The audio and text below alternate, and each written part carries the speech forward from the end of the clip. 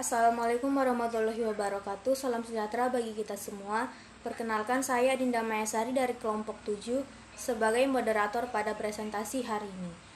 Sebelumnya saya akan perkenalkan para pemateri. Yang pertama ada Khalil Gibran, yang kedua Neldi Al-Fajri, dan yang ketiga Dea Maharani, dan yang keempat ada Hadi Firmansyah.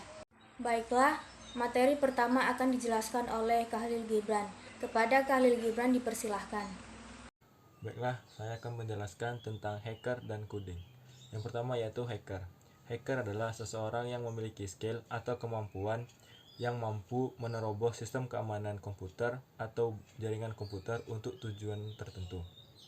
Sedangkan coding adalah proses menulis, menguji, memperbaiki, dan memelihara kode yang membangun suatu sistem komputer.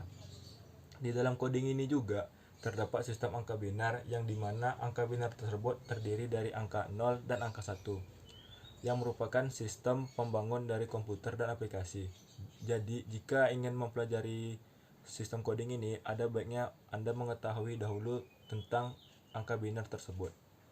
Jadi hacker dan sistem coding ini memiliki hubungan yang sangat erat dan tidak bisa dipisahkan. Kemudian macam-macam hacker yaitu yang pertama black hat hacker, yang kedua white hat hacker, yang ketiga grey hat hacker, yang keempat hacktivists, dan yang kelima script kiddie. Untuk yang pertama, black hat hacker adalah mereka yang mengeksploitasi celah keamanan pada sistem maupun software atau aplikasi yang terdapat di dalam komputer.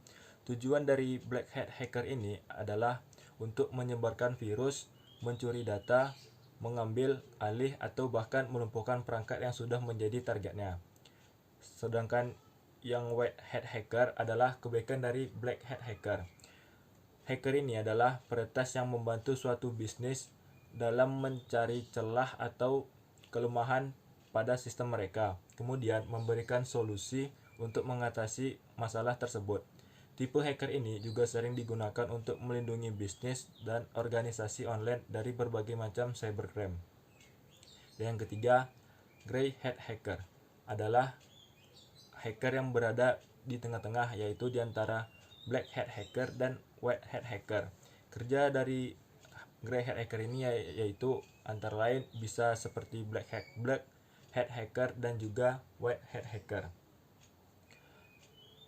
Pelaku biasanya mencari kelemahan keamanan yang memiliki sistem atau jaringan tersebut, lalu menawarkan solusi mengatasi celah tersebut dengan imbalan tertentu. Itu yang dimaksud dengan grey hat hacker.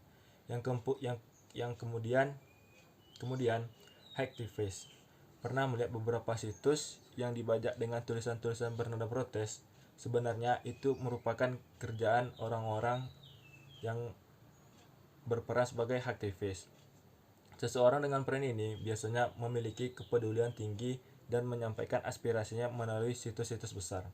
Dan yang terakhir yaitu script kiddie. Untuk yang satu ini belum termasuk ke dalam kategori hacker. Mengapa? Karena pada script kiddie ini merupakan hacker yang tidak berbahaya, karena mereka hanya mencoba meretas situs-situs yang menggunakan script yang sebelumnya telah tersedia. Tujuannya juga hanya untuk mempelajari pemrograman teknologi dengan level profesional. Kemudian coding. Coding merupakan suatu skill atau kemampuan yang dapat dipelajari oleh semua orang. Dalam coding ini juga ada dampak positif dan juga dampak negatifnya. Dan adapun manfaat dari pembelajaran coding ini adalah Anda dapat memiliki kemampuan sebagai pemrogramer untuk membuat aplikasi seperti membuat game atau aplikasi pembelajaran, dan bisa juga membuat aplikasi untuk bisnis seperti Gojek, Gokar, dan lain-lainnya. Sedangkan dampak negatif dari coding ini yaitu adanya seseorang yang melakukan tindak kejahatan atau cybercrime dengan memanfaatkan sistem jaringan internet atau komputer yang dimana mereka biasa disebut dengan hacker. Dan materi yang kedua akan dilanjutkan oleh Neldi Al-Fajri. Kepada Neldi Al-Fajri dipersilahkan. Baiklah, saya akan melanjutkan materi selanjutnya tentang Google Classroom.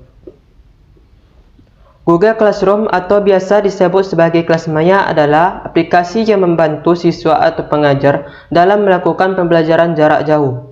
Komponen yang harus ada dalam melakukan kelas maya yaitu konten untuk pembelajaran, perangkat keras atau hardware, perangkat lunak atau software, strategi komunikasi, dan jaringan internet yang memadai. Keunggulan dan kelemahan kelas maya. Kelebihan atau keunggulan kelas maya yang pertama yaitu lebih menarik karena proses pembelajaran yang interaktif dan fleksibel daripada dengan media lain. Yang kedua, siswa tidak terikat tempat dan waktu yang menjadikan lebih santai. Yang ketiga, guru sebagai fasilitator, yakni menyediakan dan juga pendukung di dalam proses pembelajaran itu. Yang keempat, siswa lebih aktif mempelajari materi yang diberikan oleh guru melalui website. Yang kelima, pembelajaran dapat dilakukan di mana saja dan kapan saja. Adapun kelemahan kelas maya yang pertama yaitu siswa dan guru harus mempunyai sambungan internet karena kelas maya berbasis web. Tetapi kadang siswa lebih asyik bermain internet daripada mempelajari materi yang diberikan. Yang kedua, proses pembelajaran yang individu atau sendiri menjadikan dapat mengurangi pembelajaran sosial antar siswa. Yang ketiga, apabila siswa tidak berhati-hati dan terjadi kesalahan materi, maka akan terdampak dengan pengetahuan yang diberikan oleh siswa itu. Yang keempat, untuk siswa SD, pemakaian internet yang kurang proporsional dapat berdampak pada penurunnya kemampuan yang bersifat manual seperti menulis, menghitung, dan menggambar. Yang kelima, memerlukan spesifikasi hardware, software, dan juga jaringan internet yang mendukung. Selanjutnya materi ketiga akan dijelaskan oleh Dea Maharani. Kepada Dea Maharani dipersilahkan. Baiklah, saya akan menjelaskan tentang Google Meet. Google Meet adalah suatu aplikasi yang merupakan keluaran dari Google yang memungkinkan pengguna melakukan panggilan video dengan orang yang jauh. Google Meet memiliki interface yang unik dan fungsional dengan ukuran ringan serta cepat, mudah digunakan, yang dapat diikuti oleh semua pesertanya. Google Meet memiliki beberapa keunggulan. Yang pertama, adanya fitur whiteboard. Yang kedua, tersedia dengan gratis. Yang ketiga, tampilan video yang HD. Yang keempat, mudah dalam penggunaannya. Yang kelima, adanya layanan instruksi video. Yang keenam, banyak memiliki tampilan yang menarik. Dan yang ketujuh, dapat mengundang hingga 100 orang. Sementara itu, kelemahannya yang pertama, tidak adanya fitur hemat data. Yang kedua, belum semua aplikasinya free. Dan yang ketiga, membutuhkan jaringan internet yang stabil. Selanjutnya kita akan masuk ke hal yang harus dihindari dalam Google Meet. Yang pertama, hindari membelakangi jendela supaya tidak ada cahaya dari belakang. Jika menggunakan laptop, taruh di tempat yang stabil, karena memangku laptop bisa menyebabkan guncangan kecil yang bisa mengganggu fokus. Yang kedua, tidak lupa untuk mengundang teman-teman yang akan diajak bergabung dengan panggilan video. Yang ketiga, jika suara tidak jelas, aktifkan teks. Karena jika menggunakan Google Meet, pengguna bisa menyalakan fitur teks otomatis yang bisa menampilkan teks secara terkini seperti subtitle di film. Fitur tersebut bisa ditemukan di bawah jendela Meet. Materi yang terakhir akan dibahas oleh Hadi Firmansyah. Kepada Hadi Firmansyah dipersilahkan. Baik, di sini saya akan menjelaskan yaitu tentang aplikasi Zoom Meeting, yang mana aplikasi Zoom Meeting ini merupakan aplikasi komunikasi yang berbasis video, yang mana aplikasi ini tergolong aplikasi yang fleksibel karena dapat diakses melalui iOS, Android maupun website, sehingga dapat memudahkan para penggunanya dalam menggunakan aplikasi tersebut dalam smartphone, komputer maupun laptop. Aplikasi Zoom Meeting ini dinilai mempunyai kualitas yang mumpuni, yang mana dalam tahun ini saja jumlah penggunaan aplikasi ini berkembang pesat, yang mana diperkirakan hampir seluruh perguruan tinggi di Indonesia menggunakan aplikasi Zoom Meeting ini dalam proses pembelajaran yang dilakukan selama pandemi COVID-19 ini.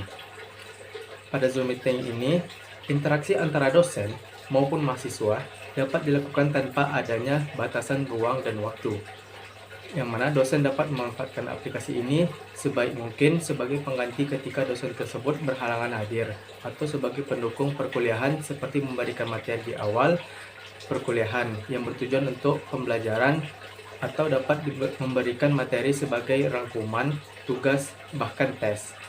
Materi perkuliahan, bahan diskusi, ataupun soal, tes yang diunggah ke dalam aplikasi Zoom Meeting ini dapat dilihat secara bersama-sama baik oleh dosen maupun mahasiswa, yang mana sistem ini disederhanakan agar dapat memudahkan dan dipelajari oleh mahasiswa. Komunikasi interaksi antara dosen dan mahasiswa ini didesain seolah-olah mahasiswa berada langsung di hadapan dosen maupun di hadapan dosen pada layar komputer. Yang mana komunikasi ini dilakukan melalui sistem komunikasi dua arah. Baik, di sini saya akan menunjukkan beberapa kelebihan dari aplikasi Zoom Meeting. Yang pertama itu bersifat fleksibel, yang kedua itu memiliki kualitas yang bagus baik audio maupun kualitas video. Yang ketiga itu menyediakan beberapa fitur yang menunjang proses perkuliahan seperti area tambahan aplikasi seperti mute, unmute, chat, record maupun whiteboard pada proses kegiatan perkuliahan. Yang keempat itu memiliki fitur record yang dapat merekam proses perkuliahan kegiatan berlangsung dari awal hingga akhir dalam bentuk video. Yang kelima itu terdapat fitur jadwal, yang mana fitur jadwal ini dapat digunakan sebagai pengingat dan sebagai jadwal untuk pertemuan yang akan masa mendatang. Yang keenam yaitu menyediakan obrolan tim. Selain kelebihan, ada juga kelemahan dalam aplikasi Zoom. Yang pertama itu jaringan internet, yang kedua yaitu boros internet. Dikatakan boros internet karena seperti yang dikatakan di awal, aplikasi Zoom Meeting ini memiliki kualitas audio dan video yang bagus. Karena itulah penggunaan internet pada aplikasi Zoom ini sangat besar disedot oleh aplikasi tersebut. Yang ketiga itu enkripsi data yang dipertanyakan. Akhir-akhir ini muncul beberapa banyak keluhan dari pelanggan Zoom yang mempertanyakan kebocoran data maupun hacking dalam banyak hal lain yang mereka alami. Yang keempat yaitu ancaman komputer zombie. Ancaman komputer zombie ini terjadi pada komputer karena aplikasi ini menjadi jembatan antara hacker maupun komputer dengan menggunakan penginstal malware. Yang kelima yaitu pembatasan media pada Zoom Meeting yang mana hanya dapat dilakukan dalam waktu 40 menit saja. Ketika sudah 40 menit, maka akan muncul pada notifikasi layar akan berakhirnya Zoom Meeting tersebut. Baiklah, sekian video presentasi dari kelompok 7. Saya mewakili teman-teman saya, pamit undur diri. Apabila ada kesalahan mohon dimaafkan. Wabillahi taufiq wal hidayah. Wassalamualaikum warahmatullahi wabarakatuh.